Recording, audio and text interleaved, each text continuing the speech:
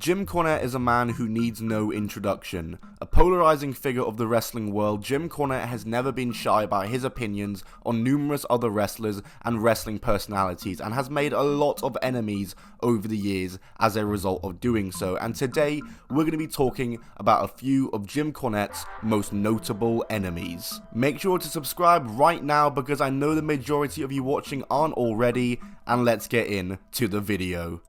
Ryan Satin is a wrestling journalist who began his career at TMZ. After working at TMZ for 6 years, he found the wrestling dirt sheet site ProWrestlingSheet.com in 2015, which was sold to Collider in 2018. In 2019, he was hired as a news correspondent for WWE Backstage on Fox, before that got cancelled in 2021, and nowadays he hosts a weekly podcast on the WWE on Fox YouTube channel. Ryan Satin is a man who's also been involved in his fair share of controversy. Perhaps the biggest controversy he's been involved in was when he reported a story that Sasha Banks and Bayley were reportedly crying and screaming on the locker room floor at WrestleMania 35 when they found out they were losing the women's tag team titles to the Iconics. This was denied by Sasha and Bayley and proven false when a photo of Sasha and Bayley posing with the Iconics post-match was posted, prompting Ryan Satin to apologize for reporting the story. It was also this year that Ryan Satin would have a Twitter exchange with Jim Cornette, which got ugly very quick. It all started when Jim Cornette posted a response to an invisible stand spot from GCW. He responded saying the following: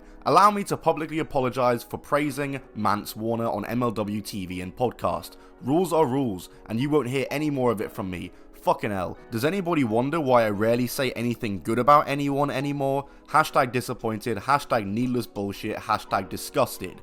This got a response from Ryan Satin which reads, "Honest question in an effort to understand your mindset. With the way wrestling has changed due to most knowing it's a work, do you not believe there can be different rules for different promotions? It's been established that there are invisible brothers in GCW and fans love it.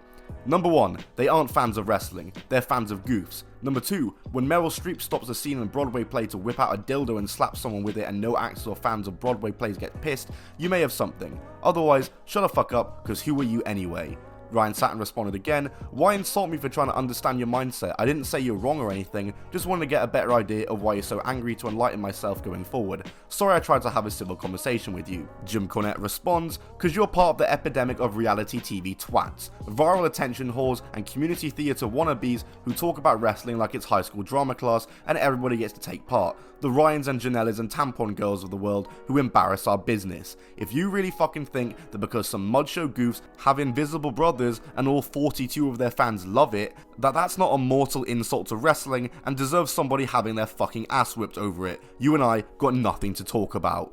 Then the next year they would find themselves in another heated Twitter exchange, this time when Ryan Satin criticized AEW owner Tony Khan when he pre-show asked the fans not to cuss because they're on TV, and this prompted a response from Jim Cornette and a very rare moment in which Jim Cornette defended AEW. This fucking wannabe garbage TV host actually blisters Tony Khan for asking fans not to cuss at a TV taping. "I got you on this one, Tony. Hey dipshit, that's not censorship. That's doing an acceptable all ages show and not pissing off the network. Fucking moron. Hashtag right is right." Ryan Satin responded, "God, you're dumb. The show is TV-14. Sounds like someone woke up in a cranky mood after a bad cocking session." Jim Cornette responded, "TV-14. Typical amateur. Just because talent can cuss a bit doesn't make it okay for the fans to scream fuck over and over. Also, it's fucking session. I don't blame you for not being able to spell it since you've never actually done it. How's that porn star you were stalking?" "No, I meant cucking, because you're known to enjoy watching people fuck your wife.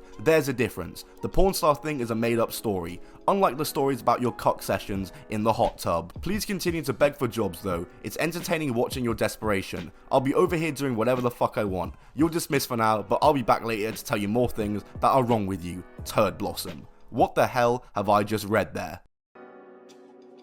In 1999, Cornette became part owner and head booker of Ohio Valley Wrestling, aka OVW. At the time, OVW was WWE's leading developmental territory, and Cornette's time in OVW was a huge success all around. WWE credit him with being one of the people who helped to foster stars such as John Cena, Randy Orton, Batista, and Lesnar, people from that elite class of OVW wrestlers. And while working for OVW, Jim Cornette of course worked with many future WWE stars, and in typical Jim Cornette fashion, he did not get along with all of them. Cue in Anthony Corelli, the man who would go on to be known as Santino Marella. Corelli began training at OVW in 2005, and it wasn't quick for him to rub Jim Cornette the wrong way. In July of that year, he was in a storyline where he was supposed to act afraid of the boogeyman, but instead, Corelli no-sold him and laughed at him. This infuriated Cornette, who slapped Corelli backstage. Cornette was suspended for this and eventually fired from OVW. But the animosity between these two would not end there. In 2007, Corelli, who was now on the main roster as Santino Marella and had just had an Intercontinental title reign, publicly challenged Jim Cornette to a match. Jim Cornette, keep in mind, was working for TNA at the time. This was a real beef. And I once again cannot stress enough that even after a decade after 2007, the animosity didn't end, because we got this video just a few years ago. I've never had respect for you to begin with. You were sitting there thinking, you don't need to settle in, motherfucker. We got witnesses around here, and I ain't going to fight with you. Get your fuck out of my way. No, you did it the wrong way. When you got a break, yes, you became a goddamn joke. You became a joke. Yeah, there's a because you couldn't do anything else. Because you were a fucking joke. Get the fuck away from me. I'm trying to walk away from you. Hey, look at this guy. He's trying to start a fight with me, and I'm trying to walk away from you. Motherfucker, I don't have a... Before we go on to the final entry of the list, I just wanted to announce that we have a new members-only platform on the YouTube channel now. If you want to see more exclusive content from me, such as anything from tier lists, discussions, reaction videos, podcasts, live streams, then simply just press the join button below. It's going to be called Top 5 Wrestling. It's going to cost $5 a month, that is all, and like I said, you're going to get exclusive content. Top 5 Wrestling is going to release content at the exact same rate as Top 10 Wrestling. You'll get to dictate the videos that are coming out next for Top 10 Wrestling, as well as also getting a shout out in every one of my videos if you do hit the join button right this second. The first bit of exclusive content is going to be posted tomorrow, so make sure you are there for it. Hit the join button now.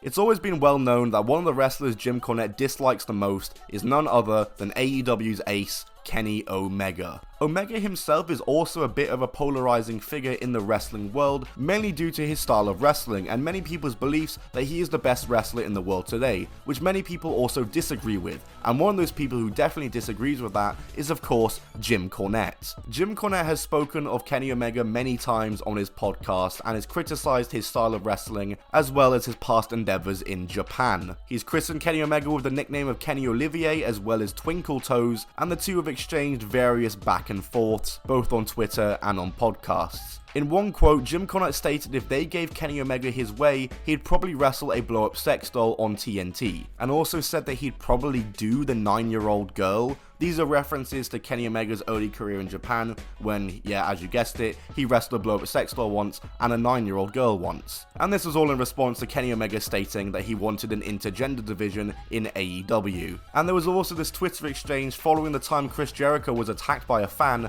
on AEW Dynamite. Is it finally time to assume some responsibility and dial the online persona back a bit? Your low IQ man children have evolved from parroting your comments to actually acting out in attempted violence. You and I agree for the first time, this guy is a moron, or we wouldn't have been at the show with your phony ass on it. 2 clarifications, unlike you, I've seen violence in an arena and this wasn't it. And secondly, looking at your supporters, I wouldn't toss the phrase low IQ around. Hey Jim, I think you're one of the greatest wrestling historians going and I enjoyed your work with Dark Side of the Ring. For whatever it's worth, I sincerely hope that you're remembered for your positive contributions to the wrestling business. That is all.